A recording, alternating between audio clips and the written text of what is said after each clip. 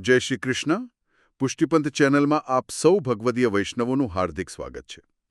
અત્યારે આપણે સૌ જાણીએ છીએ કે એક અત્યંત પવિત્ર અને અલૌકિક સમય ચાલી રહ્યો છે, અધિક માસ. હા, અધિક માસ એટલે કે પુરુષોત્તમ માસ. બિલકુલ પુરુષોત્તમ માસ. અને આ માસનો અર્થ જ છે પ્રભુને લાડ લડાવવાનો અને તેમના પર હૃદયનો સંપૂર્ણ સ્નેહ નીચોવી દેવાનો એક અનોખો અવસર. આ પવિત્ર માસ દરમિયાન શ્રી ઠાકોરજીને રાજી કરવા અને તેમના શ્રી અંગને સુખ પહોંચાડવા માટે અનેકવિધ મનોરથો સિદ્ધ કરવામાં આવે છે. સાચી વાત છે.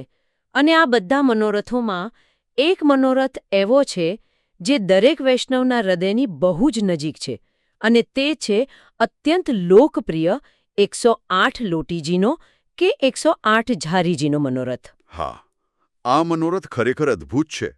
પણ મને હંમેશા એક વિચાર આવે છે કે આપણે ત્યાં ફૂલમંડલી કે હિંડોળા જેવા અનેક મનોરથો છે, તો આ લોટીજીના મનોરથના 108નો જ આંકડો કેમ?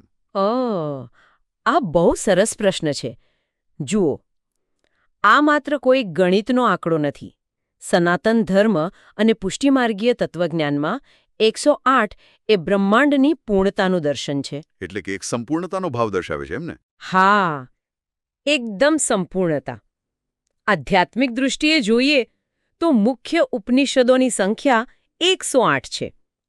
આપણે પ્રભુનું સ્મરણ કરવા માટે જે જપમાળા કરીએ છીએ તેમાં પણ 108 મણકા હોય છે. અરે હા, એ તો છે જ.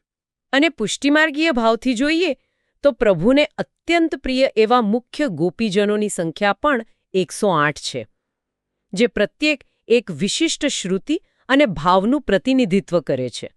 અરે વાહ! એટલે કે જ્યારે 108નો આંકડો સામે આવે ત્યારે તે કોઈ સંખ્યા નથી રહેતી, પણ તે હૃદયની અખંડતા બની જાય છે. બિલકુલ. જ્યારે 108 ઝારીજી સિદ્ધ થાય ત્યારે એવો ભાવ પ્રગટે છે કે જાણે ભક્ત પોતાના રોમે રોમના ધબકારા પ્રભુના ચરણોમાં મૂકી રહ્યો છે. આ એક સંપૂર્ણ સમર્પણ છે. હા, એટલે આમાં કંઈ જ બાકી નથી રહેતું. સાચી વાત. અને આ સમર્પણ પાછળનો જે મૂળ પુષ્ટિમાર્ગીય ભાવ છે ને, તેને સમજવો બહુ જ જરૂરી છે. કારણ કે પુષ્ટિમાર્ગ એ કોઈ જડ કર્મકાંડ નથી, પણ શુદ્ધ કૃપા અને સ્નેહનો માર્ગ છે. એટલે કે અહીં પ્રેમ જ સર્વોપરી છે. હા, અહીં પ્રભુ ભગવાન પછી છે, પણ ભક્તના વહાલા તેમના પુત્ર કે પ્રિયતમ પહેલા છે. બરાબર. આ સ્નેહને આપણે એક બહુ જ સ્વાભાવિક ઉદાહરણથી સમજી શકીએ. ધારો કે ઉનાળાની ભયંકર બપોર છે, સખત લૂ વાતી હોય, અને એવા સમયે આપણું કોઈ અત્યંત પ્રિય પાત્ર ધૂમ ઘકતા તડકામાંથી ચાલીને ઘરમાં પ્રવેશે, તો એ સમયે આપણે એમને એવું નથી પૂછતા કે બહાર કામ કેવું રહ્યું. ના, બિલકુલ નહીં. આપણા હૃદયમાં તરત જ વ્યાકુળતા જાગે અને આપણે દોડીને તેમને અત્યંત શીતળ જળનો પ્યાલો ધરીશું, પવન નાખીશું. હા, બસ એ જ ભાવ છે અહીંયા. હૃદયમાં તેમને શીતળતા પ્રદાન કરવાની એક ઝંખના પ્રગટે છે. એકદમ સાચું. અને આ જ લૌકિક સ્નેહ જ્યારે અલૌકિક સ્વરૂપ ધારણ કરે છે ત્યારે તે પુષ્ટિમાર્ગનો ભાવ બની જાય છે. વ્રજમાં આપણા નંદનંદન શ્રી ઠાકુરજી ગૌચરણ માટે પધારે છે. સવારે ગાયો લઈને નીકળે, સખાઓ સાથે યમુનાજીના કિનારે રેતીમાં વિહાર કરે, અનેકવિધ લીલાઓ કરે. અને વ્રજની ધરતીનો તાપ તો કેટલો આકરો હોય. હા, અને સામે પ્રભુનું સ્વરૂપ તો અત્યંત કોમળ છે. ગૌચરણની આ અવિરત લીલાઓ દરમિયાન પ્રભુના શ્રી અંગ પર જે શ્રમ પડે છે, જે ગરમીનો અનુભવ થાય છે, તે શ્રમને દૂર કરવા ભક્તના હૃદયમાં આ વ્યાકુળતા જન્મે છે. એટલે કે ભક્ત ભૂલી જાય છે કે પ્રભુ તો અખિલ બ્રહ્માંડના નાયક છે, જેમને કોઈ તાપ સ્પર્શી ન શકે. હા, અહીં માત્ર વાત્સલ્ય અને દાસ્ય ભાવ જ પ્રબળ છે. પ્રભુની સર્વશક્તિમાનતા ભૂલાઈ જાય છે અને માત્ર તેમની સુકુમારતા જ યાદ રહે છે. અદ્ભુત. અને એ શ્રમનું નિવારણ કરવા પ્રભુને પરમ શીતળતા અર્પણ કરવા માટે આ 108 લોટીજીનો મનોરથ આકાર લે છે. હા, અને અહીં એક બહુ જ સૂક્ષ્મ તાત્વિક વાત સમજવા જેવી છે. આ લોટીજીમાં જે શીતળ જળ ભરવામાં આવે છે ને, તે કોઈ સામાન્ય પ્રવાહી નથી. તો એમાં શું વિશેષતા હોય છે? પુષ્ટિમાર્ગીય દ્રષ્ટિએ એ જળમાં વૈષ્ણવનો પ્રભુ પ્રત્યેનો અગાધ પ્રેમ ભળેલો છે. એ જળ એ ભક્તના સમર્પણ અને તેની દીનતાનું દિવ્ય સ્વરૂપ છે. જ્યારે એ જળ પ્રભુ સન્મુખ ધરાય છે, ત્યારે હકીકતમાં ભક્ત પોતાનું આખું અસ્તિત્વ જ અર્પણ કરી રહ્યો હોય છે. આ બહુ જ ઊંડો વિચાર છે.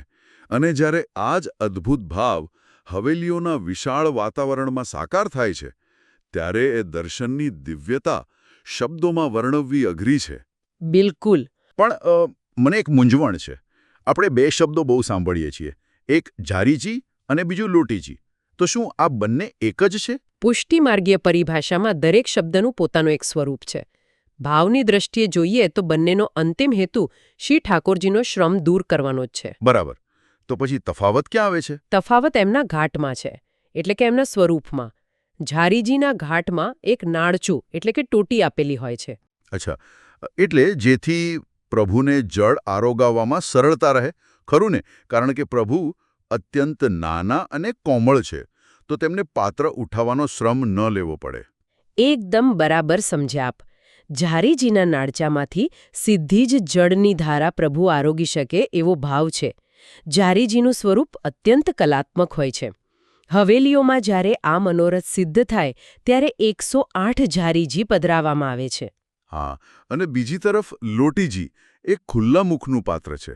જી, તેમાં કોઈ નાળચું નથી હોતું, નાના લોટા જેવો ઘાટ હોય છે.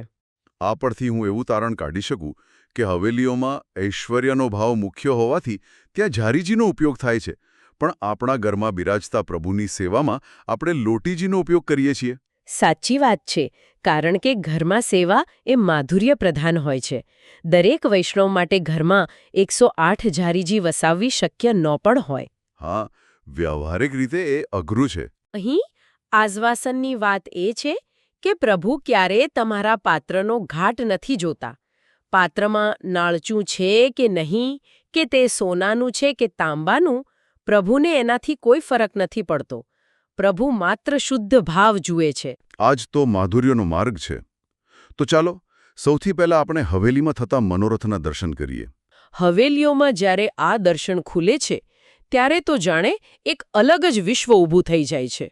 મેં જોયું છે કે શ્રી ઠાકોરજી સન્મુખ એક અત્યંત વિશાળ કલાત્મક બાજટ કે મંચ તૈયાર કરવામાં આવે છે. હા, અને એ મંચ પર સફેદ અથવા આછા રંગના અત્યંત સુકોમળ વસ્ત્રો પધરાવ્યા હોય. અને એની ઉપર ચાંદી કે પિત્તળની 108 ઝારીજીને એકદમ કલાત્મક રીતે ગોઠવવામાં આવે છે.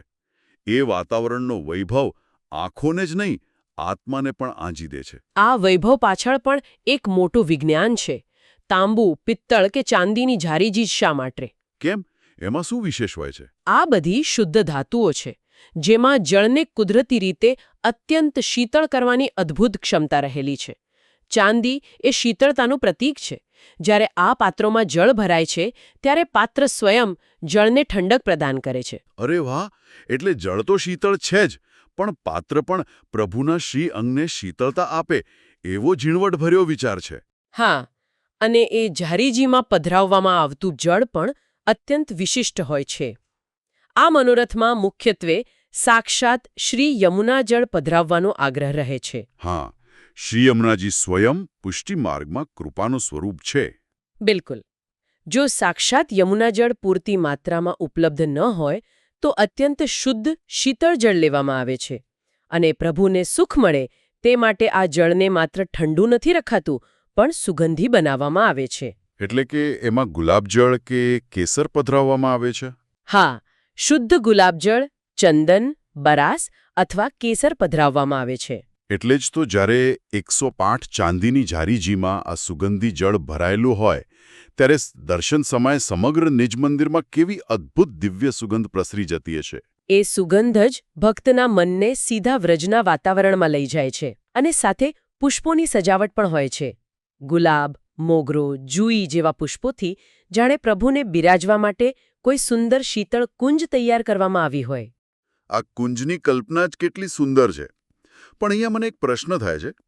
પુષ્પથી શીતળતા મળે તે સમજાયું, સુગંધથી પણ સુખ મળે તે સમજાયું, પણ પ્રત્યેક ઝારીજીમાં તુલસીજી પધરાવવાનો આગ્રહ કેમ હોય છે? આ બહુ જ મહત્વની વાત છે. તુલસીજી એ પુષ્ટિ માર્ગમાં ભક્તિયોગનું અનન્ય સમર્પણનું મૂર્તિમંત સ્વરૂપ છે. તુલસીજી વિના પ્રભુ કોઈ પણ જળ કે ભોગ અંગીકાર નથી કરતા. ઓ, એટલે તુલસીજી પ્રભુ અને ભક્ત વચ્ચેના સેતુ સમાન છે એમને? હા, તુલસીજી ભલામણ કરે છે કે હે પ્રભુ, આ ભક્તનો અલ્પ ભાવ છે, કૃપા કરીને આપ તેનો સ્વીકાર કરો. તુલસીજીના સ્પર્શથી જ જળ કે સામગ્રી પ્રભુને આરોગવા યોગ્ય બને છે. એટલે આપણે કહી શકીએ કે તુલસીજી એ આપણો ભાવ પ્રભુ સુધી પહોંચાડવાની ચિઠ્ઠી છે. એકદમ સાચી વાત. હવેલીઓમાં જ્યારે આ સંપૂર્ણ શણગાર સાથે દર્શન ખુલે છે ને, ત્યારે ત્યાં એક અલગ જ દિવ્યતા હોય છે. મૃદંગનો નાદ, ઝાંઝનો રણકાર અને મલ્લાર રાગમાં ગવાતા શ્રમ નિવારણના પદો. હા, અને આ બધાની વચ્ચે વૈષ્ણવોની આંખોમાંથી અશ્રુ ધારા વહેતી હોય. સાક્ષાત વૃંદાવનની કોઈ કુંજ જ સમજી લો. પણ જુઓ, અહીંયા એક બહુ જ વ્યવહારિક મૂંઝવણ થાય છે. કેવી મૂંઝવણ? હવેલીઓમાં તો 108નો આ અદ્ભુત વૈભવ હોય છે, પણ આજના સમયમાં જે વૈષ્ણવોના ઘરમાં શ્રી ઠાકોરજી બિરાજે છે, તેઓ કદાચ નાના શહેરમાં કે કોઈ ફ્લેટમાં રહેતા હોય. હા, સાચી વાત છે. જગ્યાની અને સાધનોની મર્યાદા હોઈ શકે. તો જો કોઈ વૈષ્ણવ પાસે 108 ઝારીજી ઉપલબ્ધ ન હોય અને તે 4 કે 5 ઝારીજી લઈને મનોરથ કરવા બેસે, તો શું તેના મનમાં અપરાધ ભાવ ન આવે કે મારો મનોરથ અધૂરો છે? શું પ્રભુ રાજી થશે ખરા? ના, આ પ્રશ્ન ખરેખર બહુ અગત્યનો છે. પણ કોઈ પણ જાતનો અપરાધ ભાવ રાખવાની બિલકુલ જરૂર નથી. એવું કેમ? કારણ કે આપણા શ્રી મહાપ્રભુજીએ આપણને જે માર્ગ બતાવ્યો છે તે બહુ જ સરળ છે. પુષ્ટિ માર્ગમાં બાહ્ય સંખ્યા કે વૈભવનું મહત્વ ક્યારેય સર્વોપરી નથી હોતું. અહીં માત્ર ને માત્ર ભાવ જ મુખ્ય છે. એટલે કે પ્રભુ વૈભવના નહીં, પણ માત્ર પ્રેમના ભૂખ્યા છે. એકદમ સાચું. વ્રજની ગોપીઓ પાસે ક્યાં સોના ચાંદીના મહેલો હતા, છતાં પ્રભુ તેમની પાછળ દોડતા. એટલે જો 108ની સંખ્યા ન હોય તો પણ મનોરથના ફળમાં કોઈ જ ફરક નથી પડતો. અરે વાહ! એટલે પોતાની શક્તિ અને અનુકૂળતા મુજબ જે પણ હોય તેનાથી મનોરથ થઈ શકે. બિલકુલ. પછી ભલે તે 54 હોય, 21 હોય કે માત્ર 4 ઝારીજી કેમ ન હોય, જો સમર્પણમાં કોઈ કચાશ નહીં હોય ને, તો આપણા શ્રી ઠાકોરજી એ 4 ઝારીજીના જળને પણ 108ના વૈભવ બરાબર જ માનીને હસતા હસતા સ્વીકારશે. આ વાત સાંભળીને તો ખરેખર હૃદયનો મોટો બોજ હળવો થઈ ગયો. તો જે વૈષ્ણવો ઘરે સેવા કરે છે, તેઓ ઘરે આ મનોરથ કેવી રીતે સિદ્ધ કરી શકે, એનો ક્રમ થોડો સમજીએ. હા, ચોક્કસ. ઘરે મનોરથ સિદ્ધ કરવા માટે સૌથી પહેલા તો એક સ્વચ્છ અને શાંત સ્થાન પર શ્રી ઠાકોરજી સન્મુખ એક સુંદર બાજટ પધરાવો. બરાબર. તેની ઉપર પ્રભુના શ્રી અંગને ગમે તેવું કોઈ આછા રંગનું સુતરાઉ કે મલમલનું પવિત્ર વસ્ત્ર પધરાવવું. અને પછીનો ક્રમ છે ઝારીજીને તૈયાર કરવાનો. એટલે કે ઝારીજીને ઉજળી કરવાનો ક્રમ, ખરું ને? હા, આપણી પાસે જેટલી પણ ઝારીજી હોય તેને ખૂબ જ ભાવથી ઉજળી કરવી. અહીંયા ઉજળી કરવી એટલે માત્ર વાસણ સાફ કરવા એવું નથી હોતું. તો એનો શું વિશેષ અર્થ થાય છે? એ સ્વયં એક ભક્તિ છે, એક સેવા છે. ભક્ત જ્યારે પોતાના હાથે ઝારીજી ઉજળી કરે છે ને, ત્યારે તે પોતાના અંતઃકરણનો મેળ પણ ધોઈ રહ્યો હોય છે. વાહ! પાત્રની શુદ્ધિની સાથે ચિત્તની શુદ્ધિ. હા, એકદમ યોગ્ય શબ્દ વાપર્યો. પાત્રો ઉજળા થયા પછી તેમાં શુદ્ધ ગળેલું જળ ભરવું. શક્ય હોય તો ગુલાબજળ કે કેસર પધરાવવું. અને પછી એને કલાત્મક રીતે બાજટ પર ગોઠવી દેવાની. હા, અને બધી જ ઝારીજી સુંદર રીતે ગોઠવીને પ્રત્યેકમાં જળની ઉપર અત્યંત ભાવથી તુલસીદલ અને સુગંધી પુષ્પ પધરાવવા. અને આટલી સુંદર રીતે જળ સિદ્ધ કર્યા પછી શ્રી ઠાકુરજીને ભોગ પણ ધરવો જોઈએ, ખરું ને? બિલકુલ. ઘરમાં અનુકૂળતા મુજબ જે પણ સામગ્રી હોય, સાદી મિશ્રી, તાજા ઋતુફળ કે સૂકો મેવો, તે પૂર્ણ ભાવથી પ્રભુને ધરવો.